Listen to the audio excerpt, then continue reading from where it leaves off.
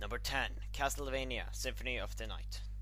Symphony of the Night is my favorite game in the Castlevania series. Um, that's not saying much because I'm not a generally big fan of the Castlevania series, which is why it is so low on the list, but I'm not denying the fact that this is a very good game. Symphony of the Night was the first Castlevania game to mimic the play style of Metroid, as well as mixing in some RPG elements, which is why many people call this game Metroidvania, or the DS games as well as Metroidvania games. People really like just adding Vania after things, Mariovania and stuff, Tohovania. Yeah, this game is really fun. I really just like exploring the game. My mind was blown when I found out that you could go over 100% in this game. Number 9, Silent Hill. Silent Hill is one of many games which I consider my father's hidden PlayStation 1 collection. Yeah, there's gonna be a bunch of those games there. Basically, there were games that my father actually had hidden away from me that he was playing himself on the PlayStation 2. Remember, PlayStation 2 is backwards compatible. And when I found this game after God knows how many years actually, wait a second, it was 2000. I'm not gonna do the math. When I found out this game, I sort of raged because this was a game I wanted to play for a long time because it was considered the scariest game of all time. I played it, scared the shit out of me, enjoyed it. Was, in my opinion, one of the scariest games I ever played until Amnesia, but then I played a bit more into Amnesia and it stopped being scary. So scariest game of all time, people. Number 8, Ape Escape. First time I tried ever playing Ape Escape, I did not have a DualShock controller, you know those PS1 controllers with analog sticks. Yeah, so I remember just struggling at the title screen, just trying to get the game to start without actually using the right controller. Ape Escape is sort of like the Nintendo 64 3D platformer games when it's about to collect everything. Just this time, you're collecting monkeys using pants and helmets that makes them super intelligent. Sounds like a Mojo Jojo for some reason, even though he had a giant brain, but yeah. This game is also a lot of fun. I enjoy the different power-ups you get throughout the game. Also enjoy just the variety in monkeys. And the soundtrack is also kinda good. It is good. I love techno music, or some techno music. Number 7, Parasite Eve 2. Another game of my father's hidden PS1 collection. This game, however, I actually found quite early. I found it 2002, and the rest of the PS1 collection I found 2010. The only reason why I found this game was because I saw my father playing it. Parasite Eve is of course the sequel to Parasite Eve 1, which again is based on a novel. It was very close between Parasite Eve 1 and Parasite Eve 2. Parasite Eve 2 has by far the superior gameplay, sort of Resident Evil-like, but mixed in RPG elements. Parasite Eve 1 had an amazing soundtrack and an amazing story. And I ultimately ended up with gameplay, which usually is a easy decision for me, but considering how good the story and music was in the first game, I had some problems with it. Also, the game is a sequel to the book. It isn't directly based on the books itself. Also, there's a movie, so try watching that if you don't feel like reading. Number 6, Resident Evil 2. Resident Evil 2 was actually not one of my father's hidden PlayStation 1 collections. I got this game on my own a good while back, actually. Resident Evil 2 is my favorite of the Resident Evil games because of that it's 2 discs containing 2 different stories, depending on each 2 different stories using the 2 different characters. Some items you pick up in the one story will not carry over to the other story, which is one thing I really liked about Resident Evil 2. It's also the game that introduced Leon and Claire. This game actually also had the original Resident Evil 2, the beta, was 80% done, and then they decided to scrap it and start from scratch. where the main characters would be bikers. No, they weren't bikers. No, I actually don't remember. They were bikers or cops or whatever. Either way, there were a cop and a biker in Resident Evil 2. Anyways, great game. Play it. Number 5, Spyro: Year of the Dragon, or Spyro 3. This game, or the original Spyro game, started something I like calling Insomniac versus Naughty Dog. Insomniac and Naughty Dog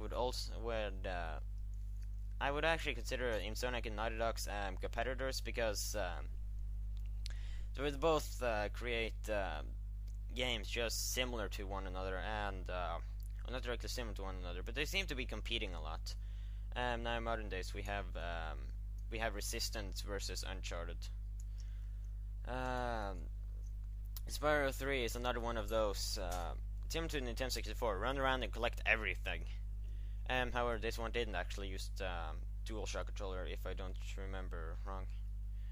I remember this is my favorite Spyro game in series because of the different characters you get.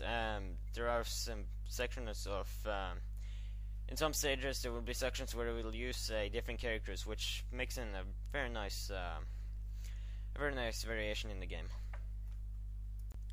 Number 4, Tekken 3, aka my favorite fighting game of all time. Tekken 3 is a game I spent a lot of time with, but never actually tried experimenting to actually be good at a game. I just was fucking around a lot. Tekken 3, I think the reason why it's my favorite fighting game in, like, ever, like, totally ever, guys, is basically, because, of the different characters. It got some very fun and interesting modes, though. Beach Ball mode. I'm not even sure if you can consider Beach Ball mode. I don't remember what it was. Tekken Force mode. A lot of that. Also like how every fighter in the game have their attacks based on real martial arts. I say based, not actually using the martial arts, because, for instance, Paul uses dojo, and you're not supposed to punch in dojo. Yet that's his main attack. Number 3, Crash Bandicoot 3. Naughty Dog's side of the Insomniac versus Naughty Dog struggle. Choosing between which Crash Bandicoot game was somewhat hard. One is okay, I guess. That wasn't really a hard decision, but it was hard choosing between 2 and 3, because 2 has some very, very nice level design. 3, however, had some real nice power-ups and some nice variation in stages. For instance, you have the motorcycle stages. And then you had the tiger stages, which was similar to the polar bear stages, just, I don't know, I just think it was done better. Also, the bosses in 3 is better than in the second one. Also, one thing I actually found out about Insomniac versus Naughty Dog thing. Naughty Dog always wins, so that's sort of a spoiler for future lists. Number 2, Metal Gear Solid. Yes, Metal Gear Solid is not on number 1, even though a lot of people consider it, and I actually want to have Metal Gear Solid on number 2 just to see people cry, but then again, that would not make it a real good list if I did it only for that. Metal Gear Solid was yet another game in my father's hidden PlayStation 1 game collection, and I played, before anyone complained that I do not compare games correctly, I played Metal Gear Solid and the number 1 game side by side, and I know exactly why I like number 1 over Metal Gear Solid. That is to say, Metal Gear Solid is a bad game by any stretch of the imagination. It is probably my favorite Metal Gear Solid game in the series. Not counting remakes, my favorite Metal Gear Solid game was the GameCube one, even though story-wise was a little lacking with what they did with Snake, but still, Metal Gear Solid is a really good series, or just a good series. Really good at stretching it kind of out. Good movie. But if it hadn't been for this game, obviously it wouldn't be other Metal Gear Solid games. This game does stealth really good and probably the best in the entire series. And number 1, Xenogears. Xenogears. Another game of my father's hidden PlayStation 1 collection. I remember when I found this game, I was either hyped between playing Metal Gear Solid and Xenogears. I tried Metal Gear Solid, I really enjoyed this, then I went to this game, and wow, how I enjoyed it. Xenogears is a game of course, in the Xeno series, which, for all of you who wonder why Xenogears and Xenosaga and Xenoblade isn't by the same developer or development team, it's because it's by the same developer. Xenogears was made while the developer was working in Square, but then he made his own company, made Monolith Games. I really like Xenogears. It probably has my favorite story of any video game ever. I know now as I said it, most people are just gonna go nagging about it and say every point of the game that's real bad. It's sort of, it's actually a mecha RPG, and at the same time it isn't. It is a traditional RPG and a mecha RPG. That's one of the things I like about the game. It mixes two battle systems, fairly similar battle system, just mixes them together and just makes one good gameplay experience. Similar to Final Fantasy IV, I really like the battle scenarios in this game. And also, before anyone asks why I didn't put any Final Fantasy games in here, unofficially, Final Fantasy IX is my favorite Final Fantasy game in the series. The reason why it's unofficial is because I never actually finished the game. I played through the entire first disc, and I know the entire story of the game, I listened to the entire soundtrack, but I haven't beaten the game, so it can't be official. I know it would not be number 1, it would be number 3 or something. This list is based on my opinion, and if you feel like crying over it, feel free to do so if you want to be banned.